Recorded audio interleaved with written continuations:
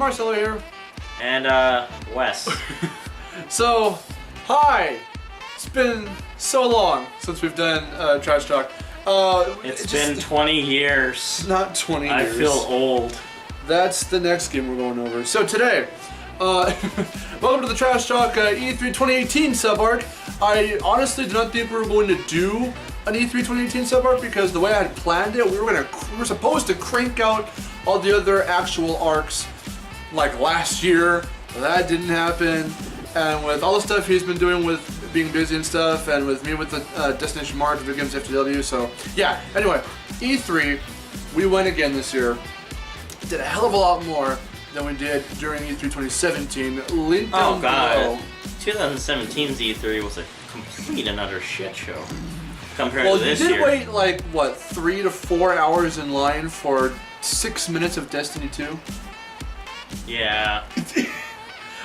Look at all the shit you played this year. Yeah, I played a lot more stuff. We did a lot more stuff too. We did a lot more. Link down below to the vlog. By the shit, way. we're not even talking about Monster Hunter Generations. Not yet, but I played that game like five, 6 times. We'll get there. Before we get into the game today, we have to talk about the big 3. How'd they do? So, basically, people have been giving crap to Sony, not because it was a simpler conference, but because they did not show Medieval Remastered. Well, that all and the just like fans. how their show was structured, they had like a lot of. They were all right. I'm not gonna blame the musicians, but it was kind of just like unnecessary for the musicians. Well, they've been doing that motif for the last 2 to 3 years. I know, but it felt like this year it kind of like the musical parts kind of dragged, and then I heard like after like the first one, they had everybody move out of that conference hall into like another showroom, which is really kind of shitty, Sony. Like, I mean, what the fuck, dude? I mean, everybody's already comfortable. You make them sit through some music. It's like after like 3 or 4 minutes, it's just like, okay, come on, just show off the fucking games. We're not here for a musical or a concert. We're here for fucking games. No, but well, you can tell they had to pad the time out because from the get-go, they obviously had to be like, they were like, okay, we're only showing up. There's 4 big ones, and I don't think any of which we're going over in this sub-arc, but there are 4 big ones, and what were the 4 big ones in that show? Last of Us 2, Death Stranding, and no, we are, I'm stupid. Ghost of Tsushima, Death Stranding, Last of Us 2, and Spider-Man for PS4, from Insomniac. So we're only going over 1, which is Ghost of Tsushima. We'll do that later. But I'm surprised we're not even going for the Last of Us like 2 there's or not Death Stranding. a whole lot to talk. Death Stranding, okay. Death Stranding's kind of weird. You can't really 4 get trailers, and we still have no fucking clue what's happening in this game. And there's like some things about Death Stranding that are just like, it's not a game that you can kind of get its gist in like 5 or 6 hours. You have to spend a shit much longer time before you get the gist about what that fucking game's gonna be about. Exactly. I mean, it is a Kojima game, so I'm expecting some crazy shit. Very well presented and very good shit, but still kind of crazy shit. Oh no, of course. Well, that's how it's been. Yeah, exactly.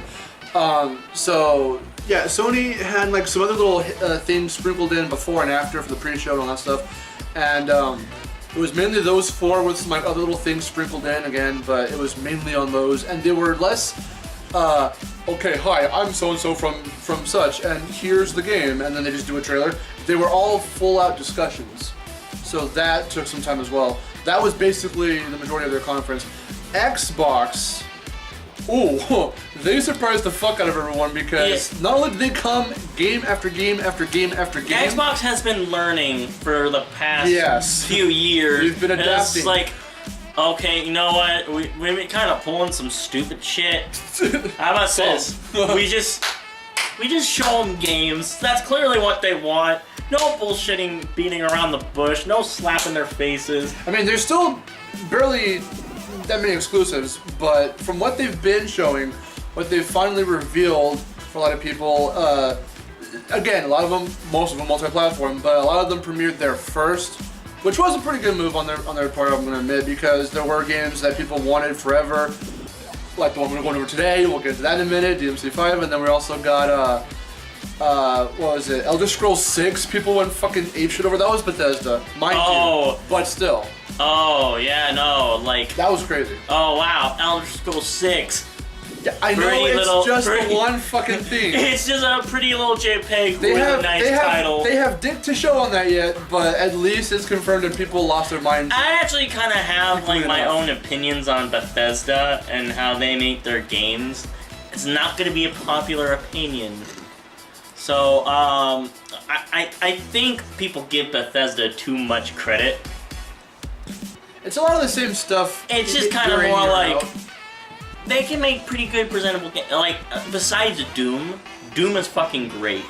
That if you want a good shooter, fucking Doom is where you go. Other than that, Bethesda's kind of just. We're just gonna like bring more Fallout, bring more what's the other fucking one? Gears.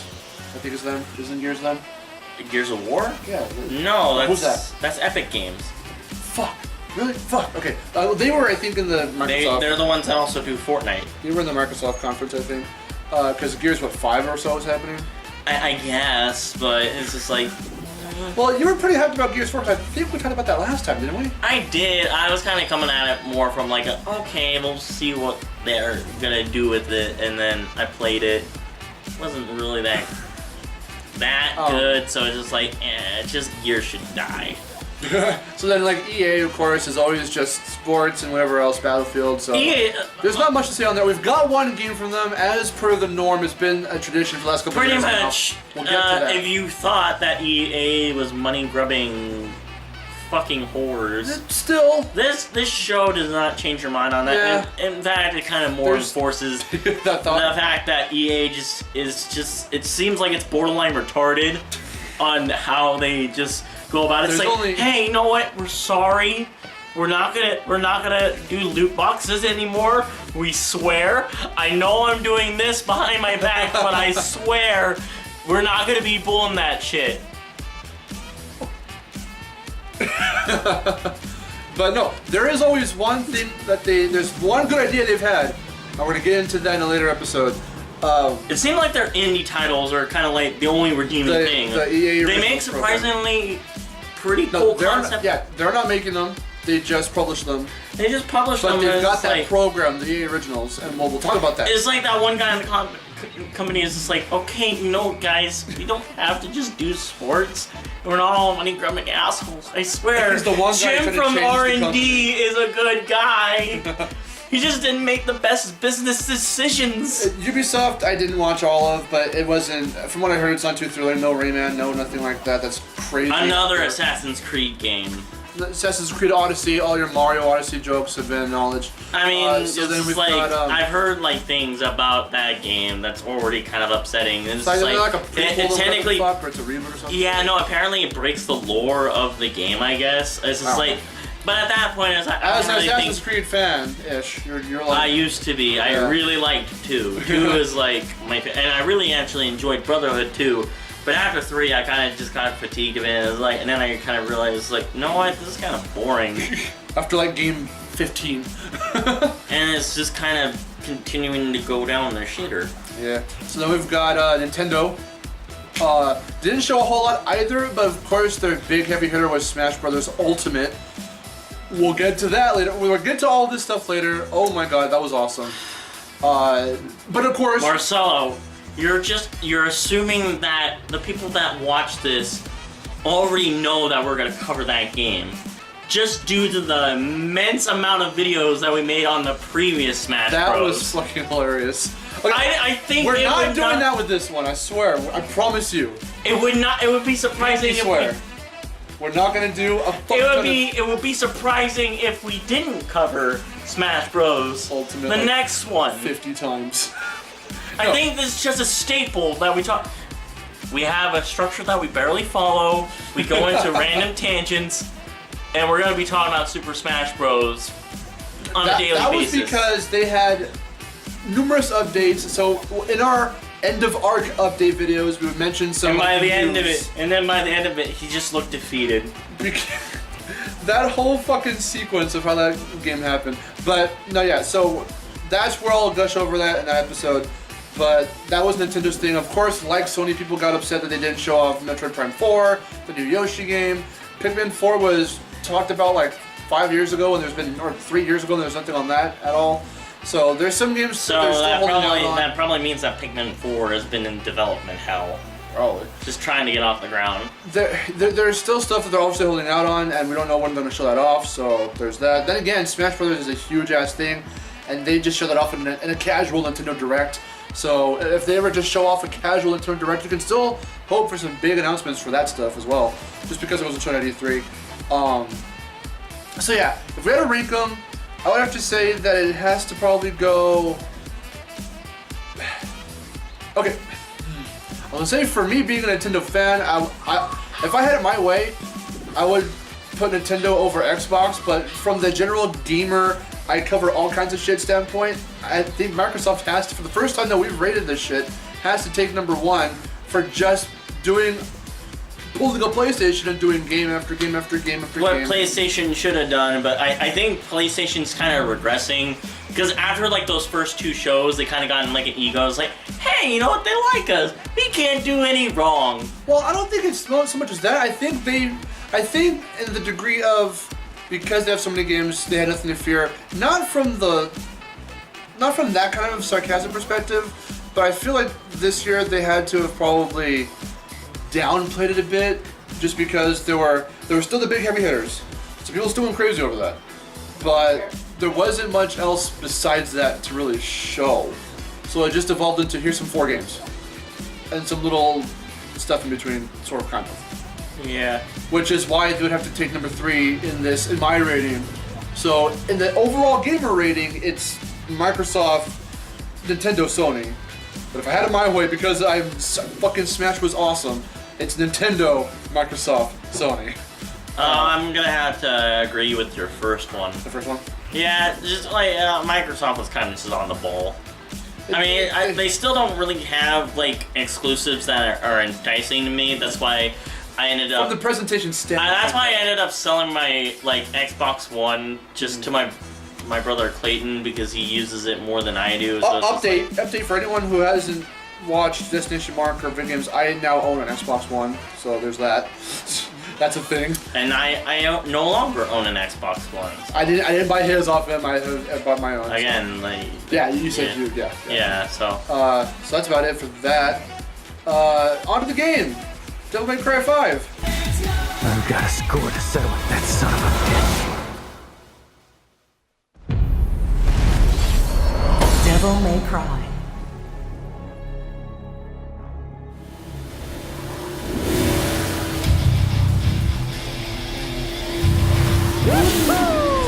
Yeah! Okay. All right. Go ahead. This is all you. So, I didn't even know this was gonna be a thing, but then I messaged you. Yeah, he messaged me and say, "Oh, by the way, Devil May Cry 5's a thing," and then he sent me a leak. I was just like, "No fucking way." And so I was watching it. Apparently, a lot of people were kind of confused who the main character was. Like at first, they didn't they didn't recognize it, but like there are certain things that tipped me off that was Nero. Just one thing, like there's 3 things that. I mean, granted, some people did catch on immediately. Yeah, probably did. huge ass DMC fans. Yeah, like me, they caught on. Like the way that he revs his sword, like in the game, Devil May Cry 4 has swords known as Crimson Rose, and the sword has like a special ability where it like revs, like kind of like it has like a motorcycle handle. It's fucking cool. Yeah. And then the second thing is like his demon arm and all that stuff. He's the only character that kind of has that arm. Oh. And in combat, he can grapple enemies, especially enemies with like tails. Like that in like the DMC5 trailer, he's able to fling them around like that. That's when I knew for sure. Like, yeah, that's fucking Nero right there. Yeah. So why does he have a robot arm? And then in the trailer, it's just like, oh, he got his arm cut off. Apparently, from the way the costume's designed on that mysterious guy that cuts off Nero's arm, that's Virgil. So, oh yeah, Marcelo go into this. No, you told me about this though. Okay. This following part, how you guys came to that conclusion with all him. Well, about like Virgil? Basically, he was the buckle guy, right? yeah, he has the buckles Go and all that into stuff. go into that. So anyway, I was watching Maximilian Dude's reaction to that, and they started talking about it after the trailer. They really started looking at like the sleeves on the stranger who had a cloak on and all that stuff. And apparently, like, you know how the buckles are designed on like the cuffs, like right here, that is very consistent with Virgil's costume throughout the DMC games, like DMC 3 and 4. He has those types of buckles on there, and they knew this because they were doing like a cosplay for a con or something where one of them dressed up as Virgil, and they did extensive research on like how his costume looked and all that, and by just picking up that little detail, they realized that, yeah, that tipped them off that that was indeed Virgil, which means if they're gonna do the Virgil route with pretty much every game, they're gonna make Virgil DLC. Okay. And basically that's how they kind of always have done it. Like with DMC 3, they made him, I believe, they made him DLC, and then Devil May Cry 4 for sure, they made him DLC and all that stuff. For like a story route or as a full-on playable character? Or like... As a story route and a playable character, yeah. Okay. By the way, link down below as well to our playthrough of the first DMC. I'm going through it blind for the first time on Vidgames FTW. We're doing that currently at the time of this. So you can go ahead and see that. Just a bunch of Devil May Cry related stuff. I think we pretty much did all that. We bought all the games. Like, we bought literally all of them. All 4 and the reboot. Just for me, because I'm going to have those. I've been seeking them out for quite a while because I wanted to get into them. I remember seeing the ads for like the first couple, like in the old magazines, gaming magazines from a long time ago. I used to be subscribed to them, and I mean, never played them. If I were to rate all of them, just from like so far, Keep it brief. it would be DMC 3, DMC 1, DMC 4, DMC Devil May Cry, and then DMC 2. From like best to worst. And it's pretty consistent. Like a lot of people like to give shit on like the reboot. Yeah.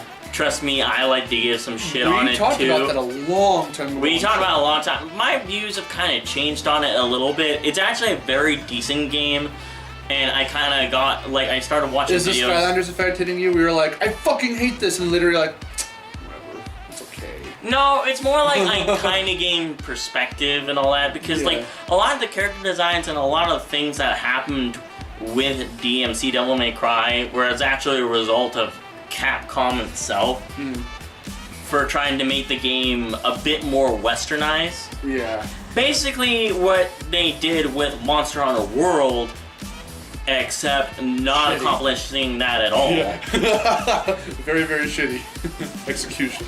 Yeah, so very bad execution, and then just a lot of things started like getting screwed over. Like I watched this guy named Foxcade. He makes some pretty good content and all that stuff. So. Down below. Yeah, no, he makes some actually really good If I can remember to character. put shit in the description. And then a lot of things that were kind of cool about that. So overall, he has some pretty good stuff on there. They are hour-long videos. So, wow. and he pretty much covers all the DMC games, even the reboot. I think the reboot was the longest one, like 2 hours. He split the video in 2, and then he even covers Bayonetta for 54 minutes. And for those that don't know, DMC 1 and Bayonetta were both created by the same creator, Kamiya. And a lot of the and Platinum Games was most of the people that are at Platinum Games. A lot of the founders were actually people that made DMC 1. I found this out recently about DMC 1 as well. I remember a remark I made while we were playing on Vidgames for our playthrough. I think on like part 1, I was like, with the way the camera angle changes and stuff like that, it kind of reminds me of Resident Evil, even though I've never played it, but I've seen gameplay of it. Because it started out as a kind of Resident Evil-ish game. It was going to be full-on part of that series before they ended up changing it for whatever reasons. Actually, yeah, no, I found that out, I was like, too. That was actually the prototype for Resident Evil 4. Yeah. Before they changed it and be like its own thing, yeah. Yeah, its own thing. They kept like some spiritual stuff from that project, and I was like, yeah, and then DMC 1 does some things that are kind of different from the rest of the series, especially with its level design. It's early installment weirdness. Exactly. Yeah, well, like the way the level design was and how claustrophobic it was. Yeah. It was very Resident Evil because it was meant to kind of be Resident Evil before they really went at it, and then that kind of led to a bunch of character action games being credited by Kamiya, to where like it's like Kojima. Kojima has like, you can recognize what a Kojima game is from like all that stuff. Yeah. Just like you can recognize Kamiya game, because like one certain trope that Kamiya likes to use is like the final boss battle in space and all that stuff. Yeah. He does it in Bayonetta 1. He does it in Bayonetta. He does it in Wonderful 101. I haven't seen the final battle in that. Yeah, like they always take place in space and all that stuff, and there's a lot of craziness. I think DMCs take place in space. You do have No huge spoilers. Is there anything? Just a yes or no in any of one of them. Like okay, so like DMC 1, you know how the combat is and all that stuff? There are certain aspects of that game that will change the gameplay to more of like arcade-ish styles. And that kind of comes to that's due to the fact that Kamiya really, really liked those arcade games that he grew up with. Okay. Which influences like why there's a scoreboard for like your style and all that stuff. Okay. So that's kind of just something from Kamiya that Kamiya really likes putting in games and all that shit. So with DMC 5, there's a lot of cool stuff in that game. What did you think of the what seemed to be the bosses? Those huge motherfuckers. Guy with mouth for a stomach.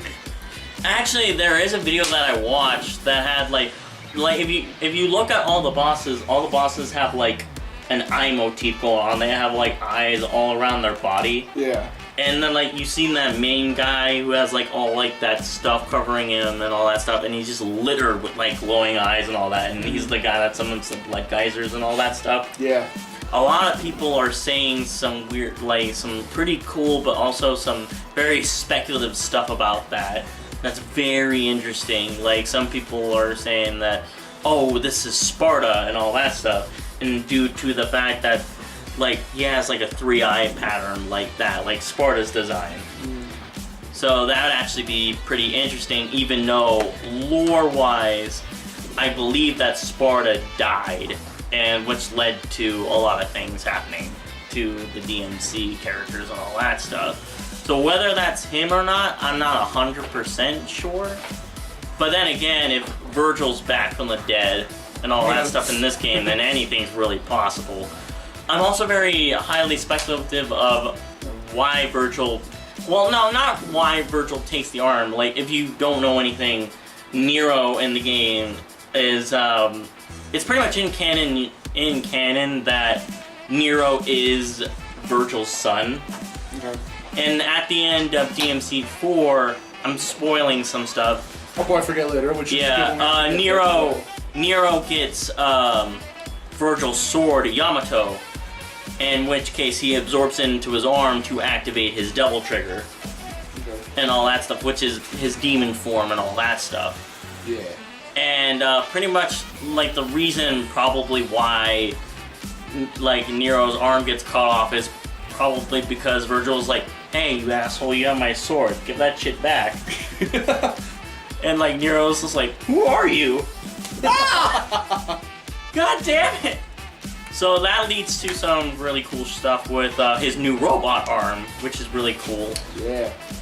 He was fucking riding it like a surfboard at one point. Apparently, you can upgrade the arm to do like different things in combat. Shit, yeah. So like maybe change the elemental and all that stuff. Because in DMC 4, you really couldn't really customize what kind of weapons Nero had. Nero just really had like his devil arm and then his sword. That's pretty much what he uses. For more like the monsters and all that stuff that you killed to gain weapons, that's more of a Dante thing. Because in DMC 4, Dante pretty much got all the cool weapons and all that stuff. Nice. Which is pretty sick because like that's part of like Dante's thing in like Devil May Cry 3, in which you kill the bosses and then like you get like weapons and all that stuff for most of them. Which is pretty damn dope. So it can pretty much change your playstyle and all that to what you want, as well as changing like how you would play. Like, are you gunslinger, are you a sword master, or are you a trickster, and all that. And all of them kind of do certain things. Like sword master is more combo focused, while trickster's more like dodging, more about like your dodges and all that stuff. And then like gunslinger is just as it is, like more using your range abilities for combos and all that stuff. And then like other things like that, which is pretty cool shit. So, what would you give this from presentation alone and the fact that it's happening out of 5? A DMC 5 out of 5. Oh my god, that's awesome.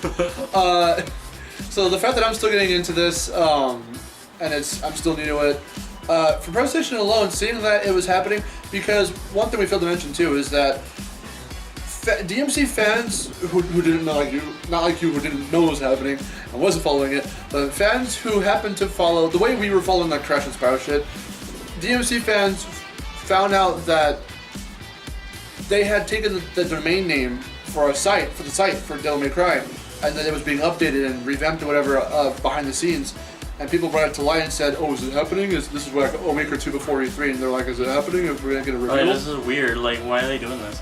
So oh, and then there's so basically in DMC 5, before you give your verdict, I forgot to mention it.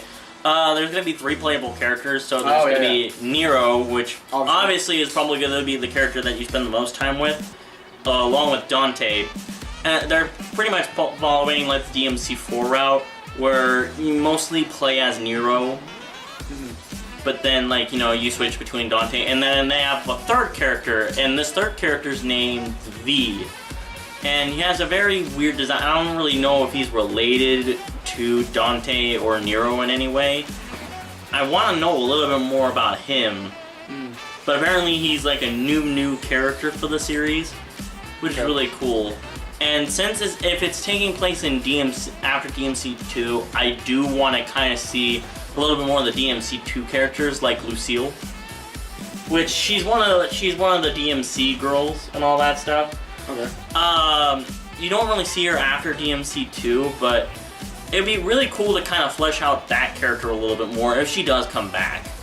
And obviously, I want to see Lady and Trish again and all that stuff, because they're pretty cool ladies. And hopefully, if you play the game and all that, they might have, like, that would actually be kind of a cool idea for DLC to be able to play as those characters. DMC DLC.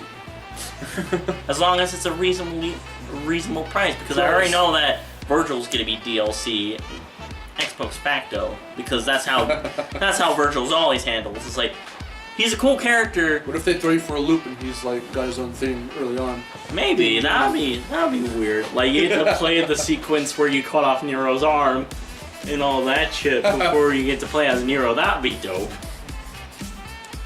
But it's kind of more of the fact that Virgil's kind of always played a little bit more of an antagonist role, especially in DMC 3, where he was one of the main antagonists. I don't really think it's going to be a straightforward thing with him. Again, he's probably most likely going to be in DLC. But I'm hoping, like, all the characters, like, I already know Dante's going to be more the weapon-centric, and then, like, with Nero, it's going to be more of how you use your combat arm and all that, your new robotic arm and all that stuff. And then I want to see something a little bit different with V. Maybe he does something different from the other characters. But I'm hoping that the bosses are really fun and cool to fight, and that the combat is just super fucking bombastic as shit. That would be dope. So it looks like from the trailer right now, so we'll probably see more at PSX if I had to guess, because it's an exclusive.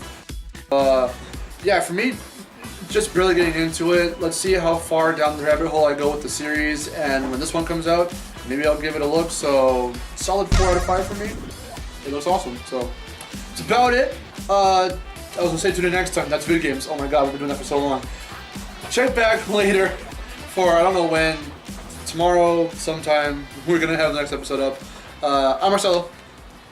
And I'm triggered. Triggered, devil triggered. Yeah. And yeah, this is Trash Talk. See you guys later.